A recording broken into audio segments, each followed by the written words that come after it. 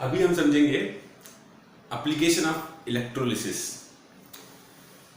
Application, जैसा कि मैंने आपको पहले भी बताया है कि एप्लीकेशन हमेशा किसी भी टॉपिक के इम्पॉर्टेंट एस्पेक्ट्स होते हैं, जहाँ पे हम रियलिटी में सीखते हैं कि जिस कंटेंट को हमने सीखा है उस कंटेंट को हम daily routine day to day life में कैसे यूज करते हैं। यहाँ पे भी हम इलेक्ट्रोलिसिस, जिसको ठीक से अभी हमने समझा है, उस इलेक्ट्रोलिसिस का एप्लीकेशन समझेंगे कि इलेक्ट्रोलिसिस को हम अपनी डे टू डे लाइफ में यूज कैसे कर सकते हैं। Okay, so I need to say कि इलेक्ट्रोलिसिस के तीन मेजर एस्पेक्ट्स हैं, तीन मेजर एप्लीकेशंस हैं। First one is electro refining, second one is extraction of metals as well as non metals, and third one is electroplating. तीन ही application होते हैं। तीन एप्लीकेशंस के अंतर्गत बाकी सारे एप्लीकेशंस को भी हम कंक्लूड कर सकते हैं, और इन तीनों को ही हमको समझना है। सबसे पहले तो हम एक्सप्लेन करना चाहेंगे कि इलेक्ट्रो रिफाइनिंग और एक्सट्रैक्शन ऑफ मेटल्स में क्या डिफरेंस होता है। इसको ठीक ठीक समझ लेंगे तो हमें आगे की बात समझने में आसानी होगी। सी, अगर मेरी बात को आप ठीक से और ध्यान से सुन रहे हैं तो दुनिया में जितने भी ओर होते हैं, उस ओर, let me explain you exactly. अगर हम कोई ओर को लेते हैं, आई मीन टू से कि मान लिया हमने एल्यूमिनियम को ले लिया,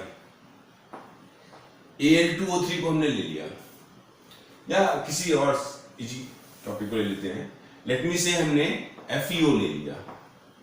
फिर सब भाई मेटल है, मेटल जब भी धरती में पाया जाएगा तो अपने नेचुरल फॉर्म ऑक्साइड फॉर्म में पाया जाएगा। Since metal have low ionization energy, so they can easily exist in positive oxidation state in oxide form. तो आयरन जब भी धरती में पाया जाएगा तो हमेशा ऑक्साइड फॉर्म में पाया जाएगा, और एक ऑक्साइड फॉर्म को मैंने यहाँ लिख रखा है। जब इसको हम धरती से खोद के निकालेंगे और इस ओर से सिर्फ मेटल को हम प्राप्त करने की कोशिश करेंगे, तो सिंपल सा काम कर सकते हैं। बहुत सिंपल तरीके से समझा रहा हूं कि एक आप रिड्यूसिंग एजेंट ले लीजिए, and that reducing agent what will cause, ये आपका Fu एक्सट्रैक्ट कर, आयरन एक्सट्रैक्ट कर देगा और कार्बन मोनोऑक्साइड के फॉर्म में निकल जाएगा। तो किसी भी ओर से मेटल को ऑब्टेन करना, एक्सट्रैक्ट करना, जो कि अभी भी इम्प्योरिटी रखे हुए है, ये प्योर फॉर्म में नहीं है, तो ओर से किसी भी क्रूड मेटल को ऑब्टेन करने की प्रक्रिया को हम इलेक्ट्रोमेटलर्जी कहते हैं, और इसी इलेक्ट्रोमेटलर्जी को हम एक्सट्रैक्शन ऑफ मेटल भी कहते हैं। एक क्रूड था, ओर था, और ओर से बस हमने मेटल को ज्यादा कर दिया, स्टिल इंप्योरिटीज आर प्रेजेंट। तो extraction of crude metal from its ore with the help of electrolysis is called as electrometallurgy. आपको याद भी होना चाहिए, नहीं याद है तो मैं थोड़ा सा आपको रिकॉल करा दूं कि जब एक्सट्रैक्शन ऑफ मेटल्स चैप्टर में आप पढ़ते हैं तो वहां पर आपको बताया जाता है कि किसी भी मेटल को उसके ओर से एक्सट्रैक्ट करने का सिर्फ तीन तरीका होता है।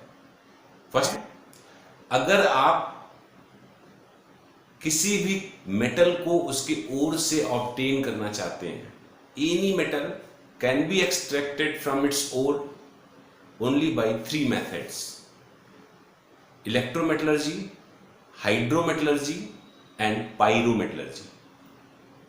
पायरोमेटलर्जी, हाइड्रोमेटलर्जी एंड इलेक्ट्रोमेटलर्जी, यही तीन है। उन तीनों में से एक है इलेक्ट्रोमेटलर्जी। तो hope you understand what electrometallurgy is.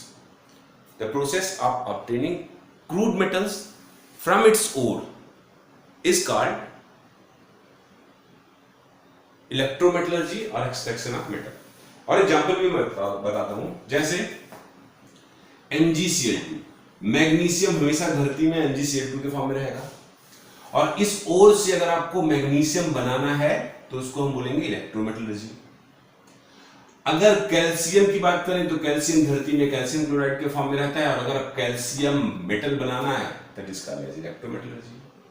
Aluminium धरती में Al2O3 के फॉर्म में पाया जाता है, और अगर उससे आपको एल्यूमिनियम मेटल एक्सट्रैक्ट करना है, जो कि अभी भी थोड़ा इम्प्योर है, उसको प्यूरिफाई करना बाकी है, तो इसको हम बोलते हैं extraction of metal by electrometallurgical process. और थोड़ा थोड़ा आपको मजेदार आपको हिंट भी दे दूं कि यहाँ पे मैग्नीशियम क्लोराइड है, इसको जब आप पिघलाएंगे तो मैग्नीशियम क्लोराइड में magnesium di positive ion form में रहेगा, ये कैथोड पे जाएगा, इलेक्ट्रॉन गेन करेगा, मैग्नीशियम मेटल कैथोड पे मिल जाएंगे। कैल्शियम क्लोराइड को पिघले हुए फॉर्म में लेके आप इलेक्ट्रोलिसिस करोगे तो calcium di positive ion cathode पे जाएगा, इलेक्ट्रॉन लेके रिड्यूस होगा, कैल्शियम मेटल में कन्वर्ट हो जाएगा। Al2O3 है, किसी तरीके से अगर आपने इसको मॉल्टेन कर लिया, पिघला लिया, तो वहां पे आपको एल्यूमिनियम ट्राई पॉजिटिव आयंस मिलेंगे, वो कैथोड पे जाएंगे, 3 इलेक्ट्रॉन गेन करके रिड्यूस होकर एल्यूमिनियम मेटल में कन्वर्ट हो जाएंगे। So process of obtaining crude metal from its ore is called as electrometallurgy. और इस क्रूड मेटल से, इसमें अभी भी बहुत सारी इंप्योरिटीज हैं, उससे अगर आपको प्यूरिफाइड मेटल ऑब्टेन करना है, प्योर मेटल ऑब्टेन करना है, then that process is known as electro-refining. So hope you understand कि इलेक्ट्रो-रिफाइनिंग और एक्सट्रैक्शन ऑफ मेटल या इलेक्ट्रोमेटलर्जी में कितना बड़ा अंतर है। यहाँ पे मेटल को हम प्योर करते हैं और यहाँ पे मेटल को ऑब्टेन करते हैं इसके ओर से। And the third application of electrolysis is electroplating. आपने देखा होगा गोल्डन वॉच आती है जो कभी कभी गोल्डन से नहीं भी बनी होती है। आप किसी भी मेटल के ऊपर किसी दूसरे मेटल की कोटिंग कर सकते हैं। अक्सर आपने देखा होगा जो मॉल्स हैं या जहाँ पे सोने चांदी की खरीद फरोख्त होती है, वहां पे आपने देखा होगा कि 2 ग्राम सोने की चूड़ियां। यार चूड़ियां 2 ग्राम तो नहीं होती हैं, चूड़ियां तो कम से कम, आपको पता है, इट हैव गॉट वेट। तो उसके ऊपर एक सोने की, गोल्ड की एक फिल्म लगा दी जाती है। The process of making a film around the metals, different metals are called electroplating. Electroplating का भी अपना यूज है। इलेक्ट्रोप्लेटिंग करके आप किसी भी साधारण मेटल को उस पर गोल्ड की कवरिंग करके उसको एक्स्ट्रा ऑर्डिनरी बना सकते हो। इलेक्ट्रोप्लेटिंग का एक दूसरा भी फायदा होता है कि अगर आयरन है, आपको पता है वो जल्दी कोरोड हो जाता है। अगर उस पर आपने निकल की प्लेटिंग कर दी या किसी और मेटल की प्लेटिंग कर दी जिसका कोरोजन जल्दी नहीं होता है, then that iron will be also protected.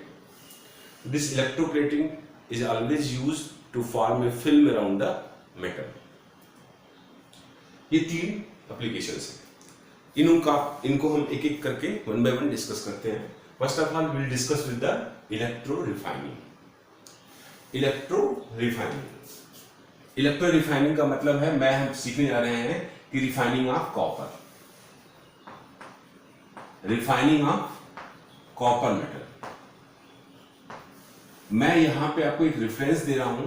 ऐसे ही अगर आपको एल्यूमिनियम को प्यूरिफाई करना होगा, निकल को प्यूरिफाई करना होगा या किसी और मेटल को प्यूरिफाई करना होगा, then same procedure you can follow.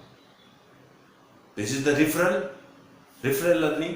एक रेफरेंस लेके हम सीखने जा रहे हैं कि कैसे हम इलेक्ट्रोलिसिस की मदद से किसी भी मेटल को रिफाइन करते हैं, उसको प्यूरिफाई करते हैं। आपको पता है, बहुत पहले से ही पता है कि इलेक्ट्रोलिसिस की जब भी बात करते हैं तो इलेक्ट्रोलिसिस के दौरान सिर्फ 4 चीजों की जरूरत होती है। एक डब्बे की जरूरत होती है, मैंने डब्बा ले लिया है, ये पहली चीज। इलेक्ट्रोलाइट की जरूरत होती है, तो यहाँ पे हमने एक्वस कॉपर सल्फेट ले लिया है, पानी में घुला हुआ कॉपर सल्फेट। तीसरा, एक बैटरी की जरूरत पड़ती है, ये हमने यहाँ पे बैटरी ले रखी है। और चौथा, इलेक्ट्रोड्स की जरूरत पड़ती है, एनोड और कैथोड की जरूरत पड़ती है, तो एनोड और कैथोड 2 इलेक्ट्रोड्स हमने ले रखे हैं। तो इन 4 चीजों को इसी तरह से आप अरेंज कर देंगे, and you can start the electro refining process. Electro refining process में सिर्फ एक बात का ध्यान देना जरूरी है, जो इम्प्योर मेटल है, जो क्रूड मेटल है, जिसको प्यूरिफाई करना है, वो हमेशा लेफ्ट हैंड साइड में लेते हैं, यानी एनोड के फॉर्म में लेते हैं। और जो प्योर मेटल होता है उसकी एक छोटी सी पतली सी स्ट्रिप ले लेते हैं, और ये हमेशा कैथोड होता है। तो thin strip of pure copper metal is taken as cathode. and the crude or impure copper metal which has to be purified is taken as anode over here. अब जैसे ही हमने बैटरी को ऑन किया, ये anode positively charge हो जाएगा और ये कैथोड नेगेटिवली चार्ज हो जाएगा, आपको अच्छी तरह से पता है। इस एनोड पे हमेशा ऑक्सीडेशन होता है, इस कैथोड पे हमेशा रिडक्शन होता है। अगर एनोड खुद पॉजिटिवली चार्ज है तो अब हमको देखना होगा कि एनोड के चारों तरफ कौन से आयंस आ सकते हैं। तो पॉजिटिव चार्ज होने की वजह से एक्वस कॉपर सल्फेट इलेक्ट्रोलाइट का सल्फेट आयन जो होगा वो इस पॉजिटिव इलेक्ट्रोड पे अट्रैक्ट करेगा। तो sulphate ion will attracted by the anode and anode itself is made up of copper. तो यानी एनोड के पास दो मेटल्स, दो एटम्स आपको दिखाई पड़ रहे हैं, दो केमिकल एंटिटीज दिखाई पड़ रही हैं। One is copper metal, another is sulphate ion. ये पतली सी स्ट्रिप जिसको मैंने एक ही में लगा रखा है, आपको समझ में आने के लिए चलो इसको सेपरेट कर देते हैं ऐसे। ये पतली सी स्ट्रिप कैथोड का काम कर रही है। कैथोड नेगेटिवली चार्ज है तो ऑब्वियसली इस कैथोड के ऊपर कॉपर आयन अट्रैक्ट होंगे, ये पॉजिटिव, ये नेगेटिव। यानी copper ion will be found around the cathode and this cathode itself is made up of copper metal. तो कॉपर की बात करेंगे। अब आप इलेक्ट्रोलिसिस में ठीक से समझ रखे हैं कि अगर एनोड पे ये दो atoms, chemical entities, ions, whatever is दिखाई पड़ रहे हैं, तो इन दोनों में जिसका ऑक्सीडेशन पोटेंशियल इलेक्ट्रोकेमिकल सीरीज के अकॉर्डिंग ज्यादा होगा वही ऑक्सीडाइज करेगा। तो कॉपर एटम और सल्फेट आयन, इन दोनों के कंपैरिजन में कॉपर का ऑक्सीडेशन आसानी से हो सकता है क्योंकि इसका ऑक्सीडेशन पोटेंशियल इसके कंपैरिजन में ज्यादा होता है। तो एनोड पे कॉपर आयन ऑक्सीडाइज होगा इस तरह से, यानी यहां से कॉपर टूट टूट के सॉल्यूशन में निकलेगा। ये जो मोटा आपने इम्प्योर और क्रूड कॉपर का मेटल लिया हुआ है, इससे अब कॉपर आयन निकल निकल के सॉल्यूशन में आ रहे हैं और इलेक्ट्रॉन यहाँ पे बढ़ता जा रहा है, इलेक्ट्रॉन की मात्रा यहाँ पे बढ़ती जा रही है। वो इलेक्ट्रॉन सीधे यहां से होते हुए अब यहाँ पे पहुंचेंगे, ये नेगेटिव चार्ज यहाँ दिख रहा है। और इसकी वजह से अब कैथोड पे क्या है, कैथोड खुद कॉपर मेटल का मिलकर बना हुआ है, प्योर कॉपर का मैंने बताया, और यहां पे इसके सराउंडिंग में कॉपर आयन भी पाए जाएंगे क्योंकि नेगेटिवली चार्ज है। तो अब ये जो कॉपर आयन इसके सराउंडिंग में पाए जा रहे हैं, चाहे इस इलेक्ट्रोलाइटिक कॉपर आयन को ले लो और चाहे यहां से निकले हुए कॉपर आयन को ले लो, दोनों that will be found around the cathode. तो अब इन दोनों मेटल में रिडक्शन पोटेंशियल जिसका अच्छा होगा वही रिड्यूस होगा। रिडक्शन का मतलब इलेक्ट्रोनेशन, एडिशन ऑफ इलेक्ट्रॉन, ये तो ले नहीं सकेगा, यही लेगा। तो यानी दो इलेक्ट्रॉन जो यहां से निकला था वही दो इलेक्ट्रॉन फिर वापस कॉपर आयन में ले लिया and it will get deposited as a copper. बहुत आसानी से आपने देख लिया कि यहां से कॉपर निकल निकल के यहां पे जाके डिपॉजिट हो रहा है। अब कॉपर के अलावा और बहुत सारी जो इम्प्योरिटीज यहां पे होंगी वो धीरे धीरे पार्टिकल बाय पार्टिकल यहां पे गिरती जाएंगी, यहां पे इकट्ठी होती जाएंगी एनोड के नीचे। और इस गंदगी को, इस इम्प्योरिटी को जो इस एनोड पे पाई गई थी, इसको हम बोलते हैं anode mud. What do we call it as a anode mud. एक बार क्वेश्चन आपके नीट में आया है कि एनोड मड में मेनली कौन कौन से एटम्स होते हैं, कौन कौन से पार्टिकल्स पाए जाते हैं, केमिकल एंटिटीज पाए जाते हैं। तो most of the time gold and silver, sometimes platinum also, is found as a impurity into this copper, crude copper. So anode mud mainly consists of impurities of copper, gold and platinum. This is how we carry out the electro refining. इसी तरह से अगर आपको aluminium के crude metal को purify करना हो तो आप क्या सोचेंगे? ये कंटेनर वैसे ही रहेगा, जो इम्प्योर एल्युमिनियम होगा उसको आप एनोड बनाएंगे, प्योर एल्युमिनियम होगा जिसपे एल्युमिनियम को प्योर एल्युमिनियम को आप कैथोड बनाएंगे। और इलेक्ट्रोलाइटिक सॉल्यूशन आप या तो एल्युमिनियम सल्फेट ले लीजिए या एल्यूमिनियम क्लोराइड ले लीजिए, कोई भी केमिकल एंटिटी ले लीजिए जो आयनिक हो और पानी में डिसॉल्व करने के बाद आसानी से आयंस में कन्वर्ट हो जाए, इलेक्ट्रिसिटी अच्छी तरह से कंडक्ट करे। अगर आपको किसी और मेटल, लेट मी से निकल को प्यूरिफाई करना हो, तो इम्प्योर निकल, क्रूड निकल को आप एनोड लेंगे, प्योर निकल को आप कैथोड लेंगे, क्योंकि उसी के ऊपर दूसरा वाला प्योर जमा होगा।